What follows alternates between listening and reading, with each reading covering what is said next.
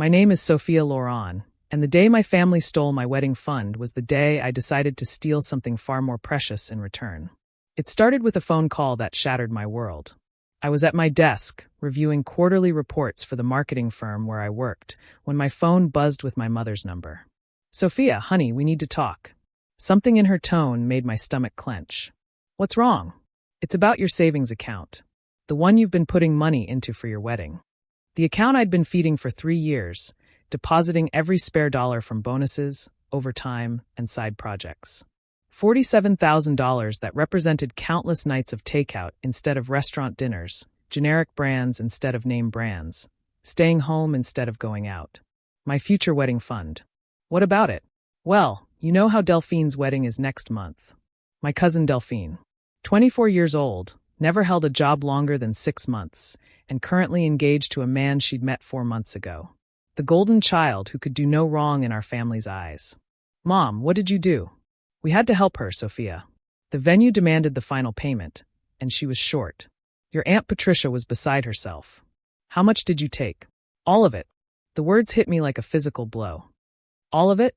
You stole my entire wedding fund." "We didn't steal it. We borrowed it. For family. You're 28 and single. It's not like you're getting married anytime soon anyway." I gripped the phone so hard my knuckles went white. "That money was for my wedding. When I find someone I want to marry." "Honey, be realistic. You've been single for 2 years now. And with your personality, well, some people are just destined to be alone.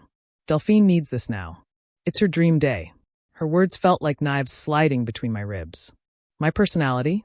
What was wrong with my personality, except that I worked hard, saved money, and didn't throw myself at every man who showed interest? "I want my money back." "We can't give it back right now. The deposits are already paid, the dress is bought." "Then cancel everything." "Don't be ridiculous. The wedding is in 3 weeks. Besides, this money will do more good for Delphine than it would sitting in your account collecting dust." The line went dead. I stared at my phone, hands shaking with rage and disbelief. That evening, I drove to my parents' house, my mother's words echoing in my head. "Some people are just destined to be alone. 28 and single. Your personality." I found them in the living room with Aunt Patricia and Delphine, wedding magazines scattered across the coffee table like confetti. They looked up when I walked in, and the guilt on their faces was almost satisfying. Almost. "Sophia." Delphine jumped up, her engagement ring catching the lamplight. "Did you hear? The wedding is going to be absolutely magical. The Rosecliff Manor Ballroom, a 12-piece orchestra, and my dress. Oh my God, it's like something from a fairy tale." "Paid for with my money," I said quietly. Her smile faltered slightly. "Well, yes, but it's all family money really, isn't it?" Aunt Patricia stood, smoothing down her dress. "Sophia, you need to understand. Delphine has found her soulmate. This is her one chance at happiness. You can save money again. I saved for 3 years. And you can save for 3 more years," she said with a dismissive wave. "Besides, let's be honest, you'll probably never need it. You're so difficult. Men don't like women who are too independent, too focused on their careers." My mother nodded along. "She's right, honey. You scare men away with all that ambition. Maybe it's time to accept that marriage might not be in the cards for you." I looked around the room at these people, my family, who were supposed to love and support me. Instead, they'd robbed me and then convinced themselves it was a favor. "You're right," I said finally. "Maybe I'll never get married. But you know what? I'm going to make sure I look absolutely stunning at someone else's wedding instead." Delphine frowned. "What do you mean?" "I mean, I'll see you at the ceremony. All of you." I left without another word. The drive home gave me time to think, to plan, to let my anger crystallize into something sharp and purposeful. By the time I reached my apartment, I knew exactly what I was going to do. First, I called the boutique where Delphine had bought her dress. A little internet detective work had revealed the designer, Vera Wong, naturally, and the specific style. The sales associate was helpful when I explained I needed the exact same dress for a themed event.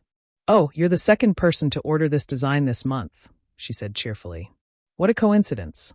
The other customer was so excited, said it was for her dream wedding. "How much?" I asked. 8,000. I didn't flinch. I'd been saving that money for my wedding anyway. If I was going to spend it, I might as well spend it on something memorable. "I'll take it." Next, I booked appointments for hair, makeup, and nails for the morning of Delphine's wedding. Professional services that would make me look like I'd stepped off a magazine cover. Then I did something that surprised even me. I called Jake Morrison, Delphine's fiancé. I'd met Jake twice at family gatherings. He was handsome in that clean-cut, slightly boring way that seemed to appeal to women like my cousin. More importantly, he'd seemed genuinely interested in conversation with me both times, asking about my work, my travels, my opinions on things that mattered. I'd always wondered what he saw in Delphine, who could barely discuss anything beyond celebrity gossip and shopping. "Sophia," he sounded surprised to hear from me. "Is everything okay? I wanted to ask you something, and I hope you'll be honest with me." "Of course. Are you happy? Really, truly happy with Delphine?" A long pause. That's a strange question. "I know it is. But humor me." Another pause. "Can I ask why you're asking?" I took a breath.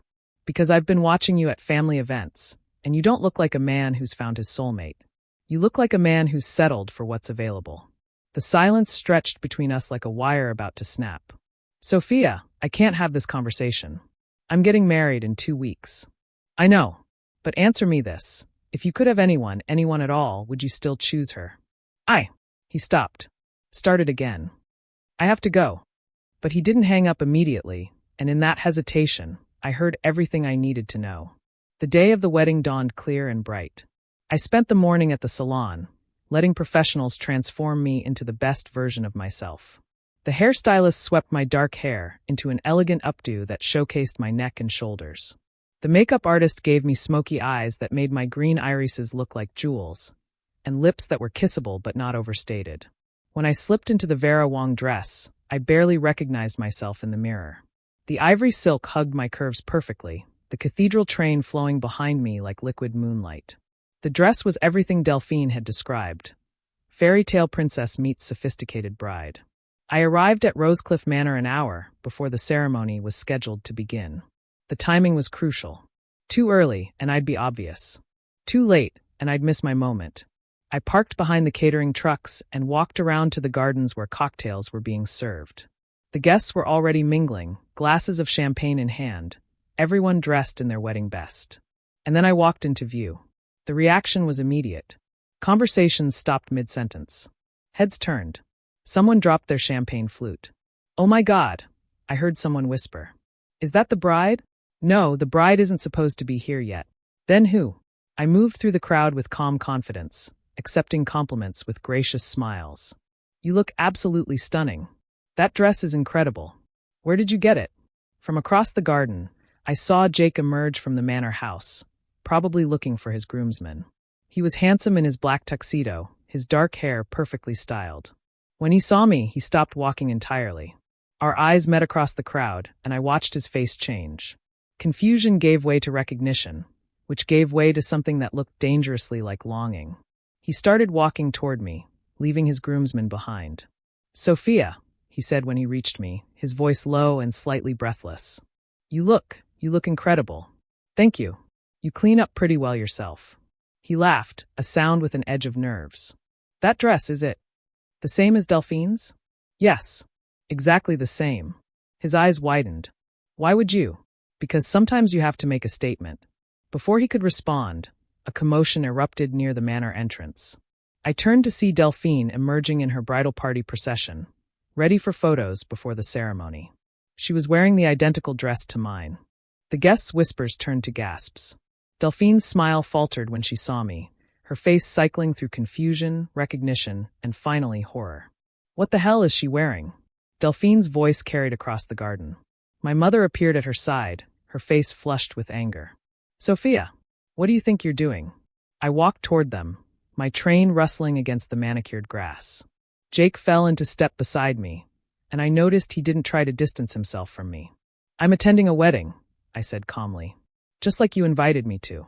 "In my dress?" Delphine's voice was shrill. "You can't wear that. You're trying to upstage me. I'm wearing a dress I bought with my own money. The money you stole from my wedding fund, actually." The crowd had grown silent, everyone straining to hear our conversation. Aunt Patricia pushed forward. "This is unacceptable. You need to leave." "Actually," Jake said, his voice cutting through the tension, "I think she looks beautiful." Delphine spun toward him, her face pale with shock. "Jake!" You're supposed to be on my side. I am, he said, but his eyes stayed on me. I'm on the side of the woman who deserves to be here. She's trying to ruin our wedding. Is she? Jake looked around at the assembled guests, then back at Delphine. Or is she just showing everyone what class looks like? I felt a flutter of something dangerous in my chest. This wasn't part of the plan. The plan was to embarrass Delphine, to make her feel a fraction of the humiliation I'd felt when they stole my money and dismissed my future. But Jake was looking at me like I was the only woman in the world. We should talk, he said quietly, his hand finding mine. Jake. Delphine's voice was desperate now. The ceremony starts in 20 minutes. He looked at her, really looked at her, for the first time since I'd arrived. Does it? The question hung in the air like a challenge. What do you mean, does it? Delphine's perfect makeup was starting to smear as tears formed in her eyes. I mean, are we really doing this? Are we really getting married when we both know this isn't what either of us wants? The silence that followed was deafening. Jake, Delphine whispered, please don't do this. He squeezed my hand. I'm sorry, Delphine. I'm so sorry. But I can't marry you when I'm in love with someone else. The words hit the crowd like a physical blow. Someone gasped.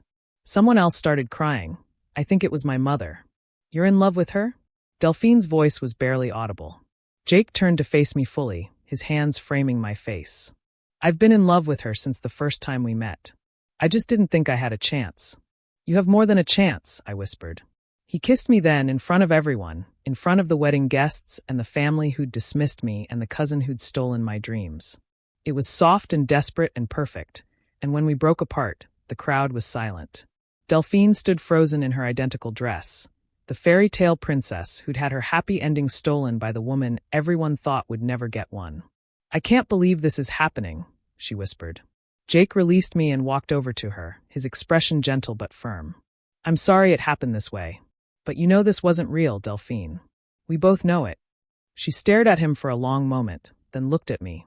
You planned this. I planned to wear a beautiful dress to a wedding, I said. I didn't plan for your fiancé to realize he was marrying the wrong woman. My mother stepped forward, her face twisted with anger. You vindictive little. Careful, Jake said, his voice quiet but dangerous. That's the woman I love you're talking about. The power dynamic shifted so completely in that moment that I almost felt dizzy. These people who'd dismissed me, stolen from me, counted me out, they were all staring at me with something that looked like fear. Fear of what I was capable of. Fear of what else I might take from them. The reception is paid for, Aunt Patricia said weakly. The food, the band. Then have a party, I said. Celebrate the fact that two people didn't make a terrible mistake. I turned to leave, Jake's hand still in mine, but Delphine's voice stopped me. Sophia, wait. I looked back at her. In the afternoon light, she looked younger somehow, more vulnerable. I'm sorry, she said quietly. About the money. About what we said. About everything. It wasn't enough. It could never be enough to undo the years of dismissal, the casual cruelty, the theft of my dreams. But it was something. I know, I said. Jake and I walked away from the wreckage of Delphine's wedding, leaving behind a crowd of stunned relatives and a cousin in a wedding dress with no groom to marry. 6 months later, Jake proposed to me on the beach in Santorini, with a ring that was everything Delphine's had tried to be but wasn't, classic, elegant, and chosen specifically for me. When we married, it was a small ceremony with people who actually loved us, not people who saw us as accessories to their own happiness. My dress was different, simpler, more me, and when I walked down the aisle, there was no question about who belonged there. My family was invited, of course. They came, and they were polite, and they pretended that everything was normal. But things were never normal between us again. How could they be? They'd shown me who they really were the day they stole my wedding fund. And I'd shown them who I really was the day I stole something infinitely more valuable in return. Some people are destined to be alone, my mother had said. She was right about that. But she was wrong about which one of us it would be.